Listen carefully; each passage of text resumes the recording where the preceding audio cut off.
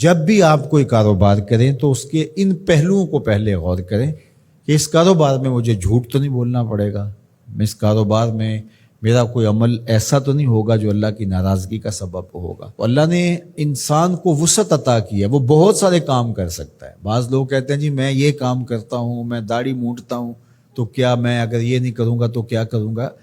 اللہ نے تیری ساخت تو اس طرح نہیں بنائی ہے کہ اس کے علاوہ تو کوئی اور کام ہی نہیں کر سکتا۔ اللہ تعالیٰ نے تجھے بہت سارے کاموں کی صلاحیت عطا کر رکھی ہے، اس لیے کوئی بھی کام شروع کرنے سے قبل اس کے سارے پہلوؤں پر جائزہ لے لینا چاہیے کہ کہیں یہ کام میرے لیے آخرت کی بربادی کا سبب تو نہیں بن جائے گا۔ تھوڑا مل جائے لیکن ستھرا، پاکیزہ، جھوٹ، مکر، دجل، فریب، تلبیس سے بچ کر کے کمایا گیا رزق مبارک ہے، اور رزق مبارک ہی بڑی دولت ہے۔ رزق وسیع اللہ عطا کر دے لیکن اس کے ساتھ برکت کی شرط ہو،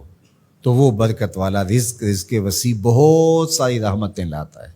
لیکن جو برکت سے خالی رزق وسیع اور رزق فراواں ہے وہ ہمیشہ بے برکتیاں لاتا ہے اور زندگی کے اندر تلخیاں پیدا کرتا ہے۔ تو اس لیے میں تو جب بھی دعا مانگتا ہوں کہ اللہ میں رزق حلال، رزق وسیع، رزق سہل اور رزق مبارک عطا کرنا، تو رزق مبارک اللہ سے مانگو جو برکت والا رزق ہے۔ تو وہ برکت والا رزق وہی ہے جس طرح اس حدیث میں آیا کہ جس کو حاصل کرنے کے لیے جھوٹ کا سہارا نہیں لیا گیا، جس رزق کے حصول کے لیے کسی درجے میں کوئی جھوٹ بولا گیا ہے تو وہ رزق مبارک نہیں ہوگا، وہ رزق وبال جاں بن جائے گا، وہ بے قراری قلب کا ذریعہ بنے گا، اضطراب باطن کا سبب بنے گا، بے چینی کا سبب ہوگا، عجیب اندر ایک جو ہے وہ اضطرار اور اضطراب ہوگا۔ سوکھی روٹی بھی کھا لی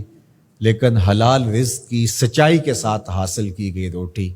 وہ آپ کو تسکین فراہم کرے گی، وہ آپ کو قرار باطن عطا کرے گی۔ پھٹے پرانے کپڑے ہیں، شکستہ کپڑے ہیں، کوئی بات نہیں ہے، سچائی کے ساتھ، سچ کے ساتھ حاصل کیے گئے ہیں،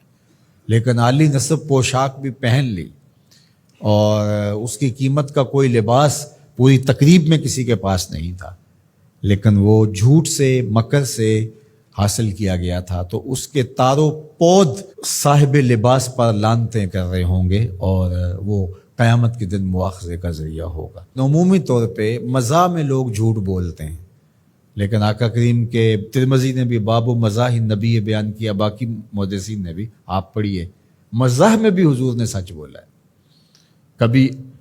ایسا نہیں ہوا کہ حالت مزاح میں بھی ایسی بات کہی ہو کہ جو سچائی پر مشتمل نہ ہو۔ تو مجھے اور آپ کو اس کا بہت التزام کرنا چاہیے،